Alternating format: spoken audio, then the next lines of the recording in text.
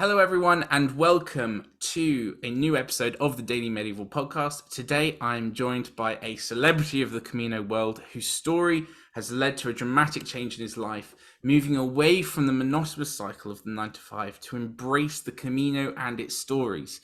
He has written over 19 books and guides on the infamous pilgrimage route, including this one here, which is a seminal text of the Camino. He has also worked tirelessly to improve the care of English-speaking pilgrims and even started the Camino chaplaincy, bringing priests from across the UK and Ireland to provide a religious service in English at Santiago. It's so successful that it's now a permanent service at the cathedral, and of course he's also spearheaded many other projects for funding for churches and to help those walk the Camino. And this is only the tip of the iceberg. So without further ado, please welcome John Walker. Thanks very much, Luke. It's a pleasure to be with you. It's absolute pleasure. Thank you so much for coming on. So I guess let's start with the main thing, really, which is, what does pilgrimage mean to you? Well, greetings to everyone from Santiago. And I'm sitting here in my house I'm about 7 minutes from the cathedral. I'm very, very fortunate. And of course, living here in Santiago, I see pilgrims every day. And in fact, there's a yellow arrow just outside my front door because I live on the route to Finisterre. And the tapping of the walking sticks as the pilgrims pass by often wake me up in the morning. And I don't have to look very far to get, for myself, a working definition of pilgrimage, which is time out of our normal daily lives to make a special journey to a holy place. And here we are, here in Santiago, which one of the three main Christian pilgrimage centres in the world, alongside Rome and Jerusalem. And I'm very privileged to be here. And of course, I get to do a lot of walking as well. So I'm very happy about that. Oh, fantastic. So I guess going back to the beginning, what made you take the leap of faith to walk your first Camino? Well, I'd spent my youth, my teenage years on the Scottish hills, and I loved hill walking. But of course, life took over at university. Then I got married, the children, jobs, and in about the last 15 years or 20 years of my career, I was a career chief executive, mostly in the public sector and the voluntary sector, and I specialised in getting organisations out of trouble. And of course, there was no shortage of organisations that were overspent, couldn't manage what they were doing, had no sense of direction, no sense of strategy. Anyway, I found this eventually exhausting, but both exhausting and kind of boring, kind of routine. You're quite right, because I found myself doing the same things all the time. And I suppose burnout is what you would call it. And one day, the chairman of the organisation of which I was the chief executive invited me to his house. And there off I went to the chairman's house, pushed the doorbell of the big house. He opened the door and he said, "Come into the dining room, John." Sorry, not the dining, come into the drawing room. Whilst Jenny's in the dining room laying out the table. And I thought, the drawing room, here we go. Anyway, in I went to the drawing room, and there on the wall, look, was a map of what I now know to be the Camino Frances. And this was a map of the north of Spain with a red line going along it. And Jenny, who I'd met, there was a picture of her, 3 pictures of her at different stages of the Camino Frances.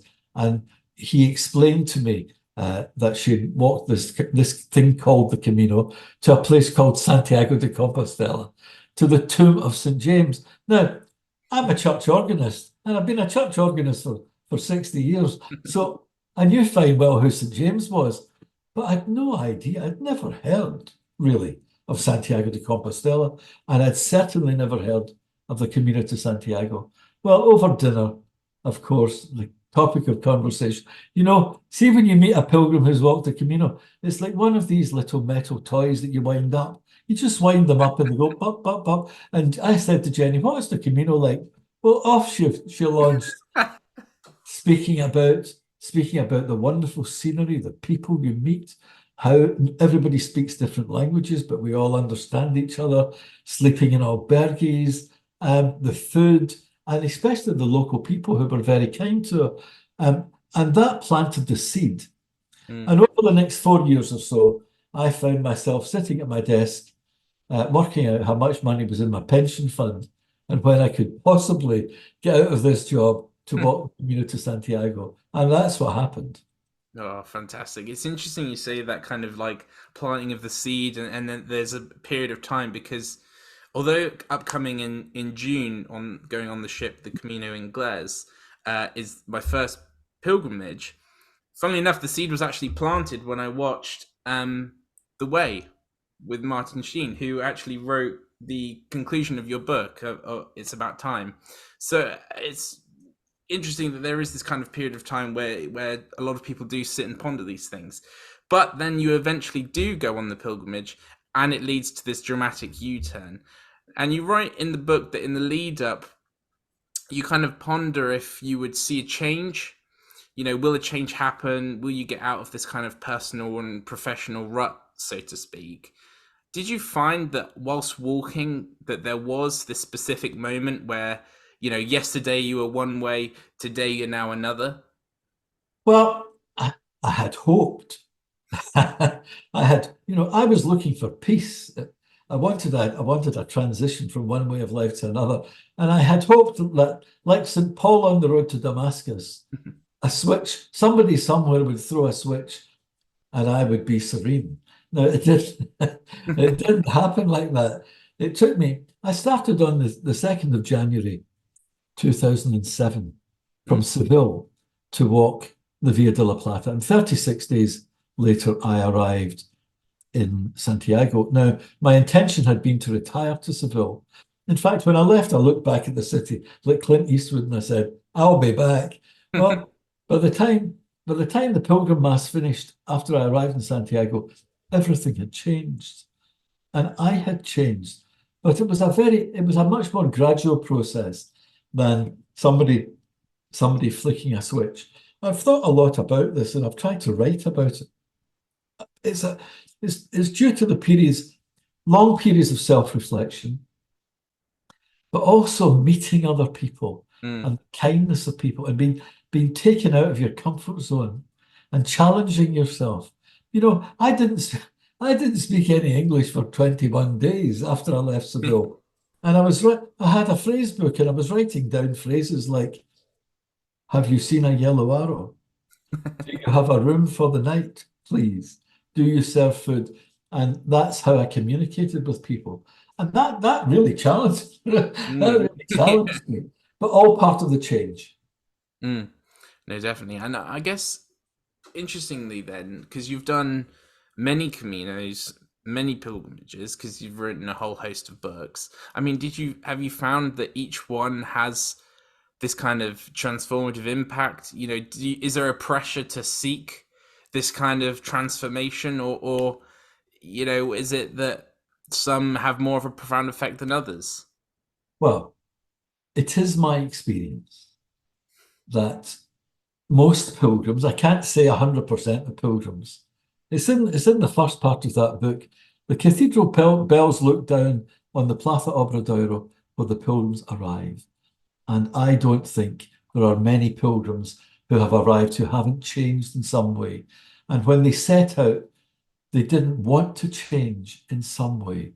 Perhaps because other people expected them to change. Maybe your partner said to you, I'm fed up apologizing for you. Or maybe your job was too boring or life was just dissatisfying. And people want to change. And that was certainly the case for me.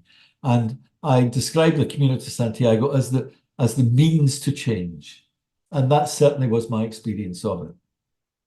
No, definitely. It's something that kind of going into it with the upcoming in June to go to Santiago, that I'm kind of, it's something I'm also thinking about a lot of you know, what will happen, and what challenges will there be to overcome. I mean, do you find that there are challenges, be it physical or mental, when you're walking the Camino?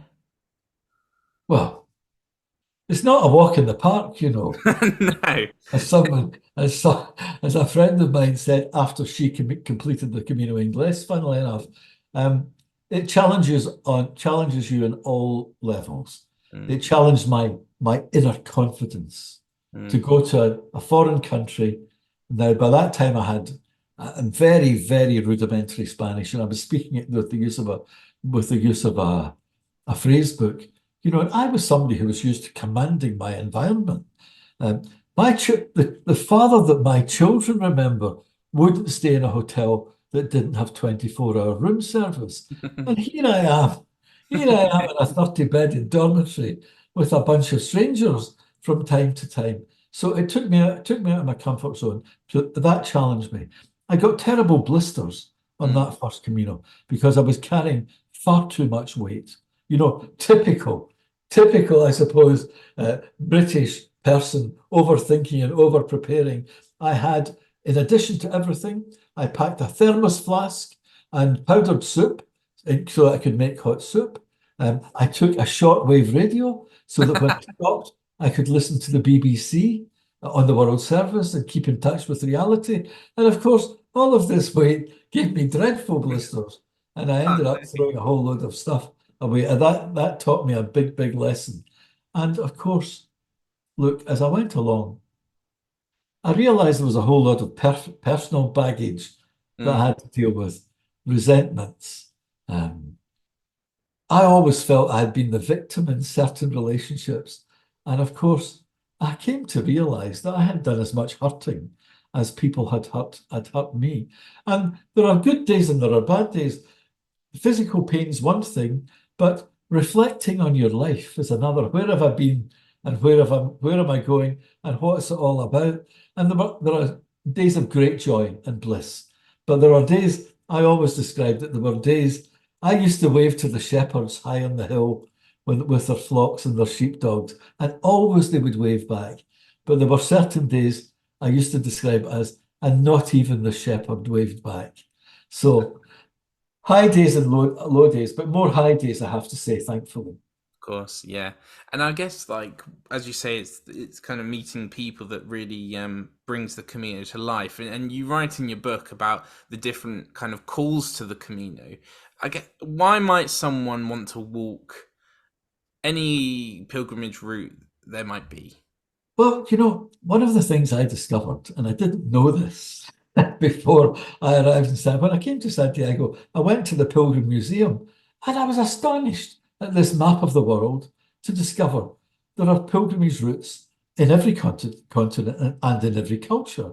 It's almost as if there's a parallel dimension of people walking on pilgrimage, trying to find things, trying to find themselves, trying to think through answers. For many people, trying to find God. For people who believe, trying to develop a closer relationship with their deity in which they believe. So many reasons. Mm. No, it's something that I see all the time in because I've got a background in medieval history of when I look at source material of pilgrims who are there for penance, for healing, for religious purposes, all sorts. How did history in kind of contribute to your experience when you were on the Camino, going along these historic sites and walking this path that's been walked for 1,000 years? Well, I'd read a bit of the history, of course. Mm, Um, but it's only when your feet are on the ground and when the ship sets sail, you get this tangible feeling of connecting with millions of pilgrims of mm, the past whose feet have trod the same paths, whose sails have billowed in the wind, crossing over the Bay of Biscay to come to Coruña, as you and the other sailing pilgrims, as I call them, will experience a great sense of history. And after I arrived in Santiago in 2007, I had this compulsion to walk more. I wanted another Camino. So I took another week off. And by that time, I joined the Confraternity of St. James and I said to them, I understand there's a Camino called the Camino Inglés. And mm. they said, yes. And I said, have you got any information? And they said, well, one of our founder members, Pat Quaife, a historian actually, had written a guide to the Camino Inglés. So I said, give me the guide. And they said, well, it's well out of date. Would you mind updating it? Ah. So I walked from Ferrol. Actually arrived in Coruña, spent the night in Coruña, walked around a wee bit, got the train or the bus actually over to Ferrol, and I started off. And of course, there were very faded yellow arrows. In that year, only 1,200 people in the entire year walked the Camino Inglés. Wow. But I learned about this fantastic historic connection Mm. between Coruña and the United Kingdom. And I learned about the maritime routes, and I learned about the medieval, William Way writes in his book of 100 ships arriving in Coruña and fantastic on the maritime way, and I get a great sense, a tremendous sense of following in the footsteps of pilgrims who had gone before. Mm. No, fantastic. Interesting. What I find interesting about the Camino Inglés compared to the Camino Frances is that obviously it's a lot shorter, and I think a lot of people, I think myself included, was when I wanted to do the Camino, was worried that I can't take 3 months off to do 800 kilometers of walking over from France all the way into Portugal and across. Whereas the Camino Inglés seems far more accessible. Would you say that you can still find that sort of adventure, transformative experience, that kind of excitement from a much shorter walk like the Camino Inglés than you can the expansive Camino Frances? Well, certainly the way you're doing it, look, I mean, Yes. you're spending 7 days in a boat and then True. 3 or 4 days walking down to Santiago. My goodness, that's certainly following in the footsteps of Mm, medieval pilgrims.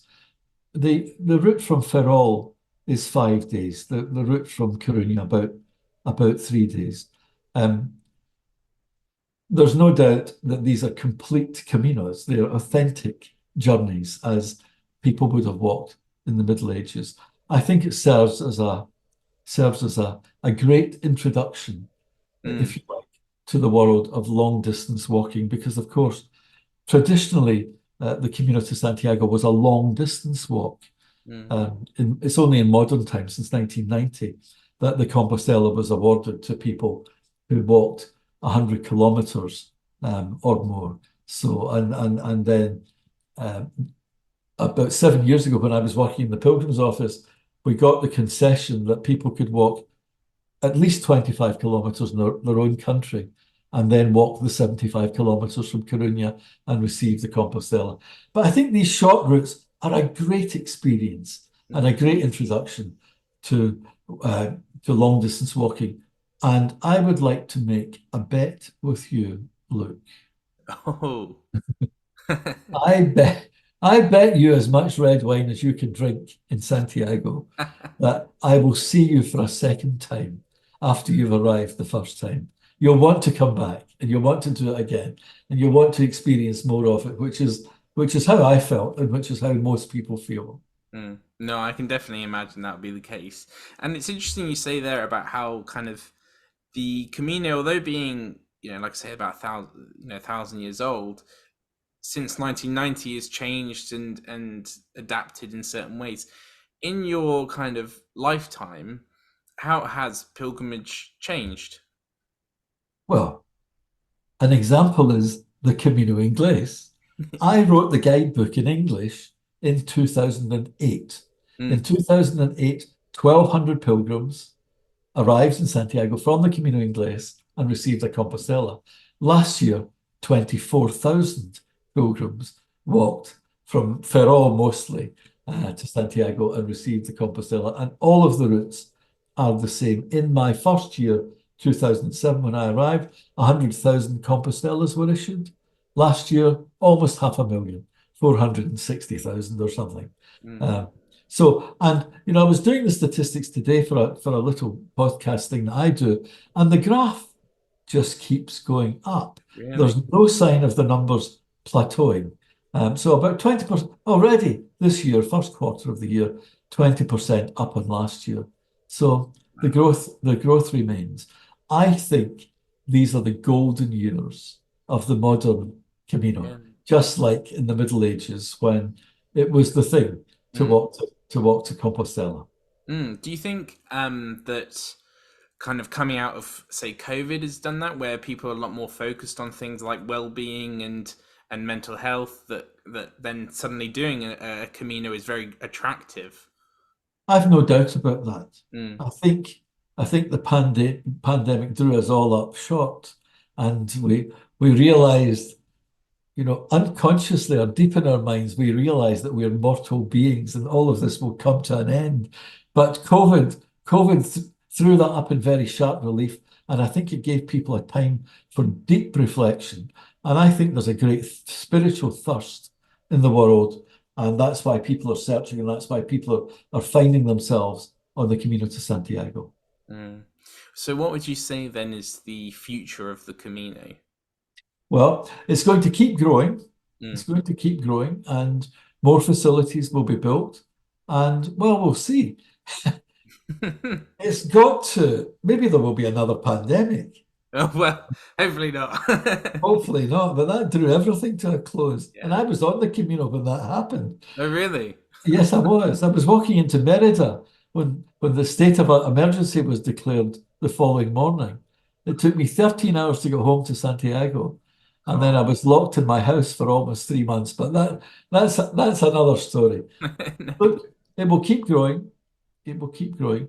Of course, like everything else, it must plateau at some point. Mm. But I don't see any signs of that yet. Yeah. Oh, fantastic. And so, just for our final question, then, for anyone watching or who reads your book, considering walking the Camino Santiago, Camino Inglés, whichever one it may be, what advice would you offer based on your own experiences and reflections? Well, to do some preparation. And that's my question to you. Have you been out walking? I'd like to say that I'm fairly fit and stuff, going to the gym and whatnot, and Okay. yeah, I love hiking, so yeah, I am preparing. And everybody that gets on that boat and everybody who's packing a rucksack to come on Camino sometime soon needs to understand that weight is the enemy. Mm, The more weight you carry, the more likely you are to have injuries, of blisters, shin splints, and torn muscles, and so forth. And so carry the minimum mm. in your rucksack. You don't need very much. You can wash your underpants and your socks every night. So on the Camino Inglés, for example, 3 or 4 days walking, um, you need very little indeed. Yes, no, sounds brilliant. Well, I look forward to And seeing you in Acaruna. and the best word of advice is your feet are your best friends. Look after them. Mm, no, definitely. Well, thank you so much for recording this, and it's been an absolute pleasure to meet you and to talk about the Camino. And like I say, I look forward to seeing you in Acaruna when we disembark from the tall ship. And then absolutely. Now you remember as much wine as you can drink Of when you course. come back for your second come back That, on your second I'll Camino. be sure to let you know. Look, it's been a pleasure. Thank you very much. Thank you so much. And thank you to everyone watching. And make sure that you head to Amazon. Where can I head people to look into more about what you do? It's on Amazon. Amazon it is Yes. then. And do get yourself a copy of this. I was absolutely taken aback by how good it was. So thank you so much for watching, and thank you.